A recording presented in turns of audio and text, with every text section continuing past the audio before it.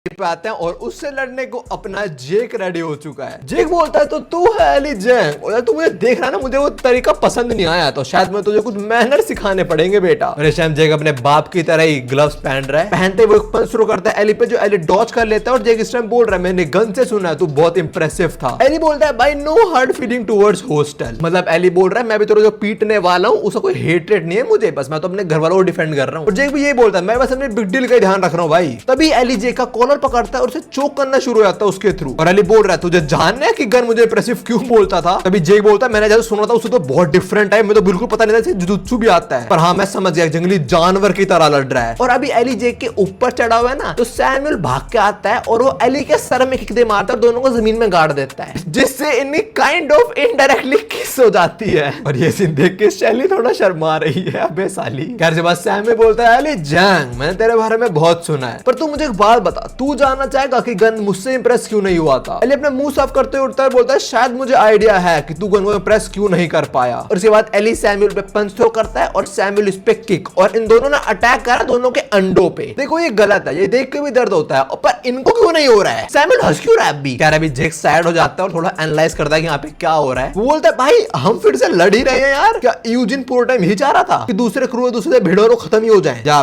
किसी कोई और सीक्रेट प्लान भी है? पर हाँ जोहान की जो आंखें उसके बारे में पता लगना वो कंप्लीटली शॉकिंग। तो शायद अब होश से लिए यहाँ पे जो कुछ कर सकती है, जो हमसे लड़ सकती है। और अभी हम जोहान पे आते हैं, उसने मैंडोक के पंच मारा होता है, अपर कट लग रहा है, इसको देख के जेक बोल रहा होता है प्रॉपर्ली दिख नहीं रहा, तो क्या अपने बस इंस्टिंक्ट्स पे फाइट कर रहा है। और जो जोहान ने पंच तो करा था वो मैंडोक ने बहुत इजीली ब्लॉक कर लिया है। लाइक जोहान का पंच अपने हाथ से ग्रैब भी नहीं करा है, अपने पंच से ही रोक दिया है। आगे वो बोलता भी है भाई you are disappointing as shit. कर भी जेक सारी फाइट्स एनालाइज कर रहा था, तो फिर वो देखता है जेसन और ब्रैड को जो इस टाइम मैक्स और डेरिक से लड़ रहे हैं, और देख के तो लग रहा है कि जेसन और ब्रैड ही एडवांटेज में है। फिर हम जेरी और वेरन पे आते हैं, और जेरी लड़ने में इंटरेस्टेड नहीं आई गेस। वेरन बोल रहा है आप बेटा खत्म करते हैं इसको, जेरी बोल रहा है नहीं मैं बिजी हूँ। लास्टली हम आते हैं सैमुअल और एली पे, और दोनों अपने कपड़े ही फाड़ दिए हैं। इससे पहले इनमें से कोई और कपड़ा पकड़ के उसे अपना एडवांटेज में यूज करे, दोनों ने फाड़ ही दिए। लाइक अब आजा, अब लड़ेंगे नंगों की तरह। देख रहे हो यही रीजन है कि मैं यहाँ पे सिर्फ नंगे होकर डालता हूँ, क्या पता कोई अटैक कर दे तब मुझे लड़ना पड़े।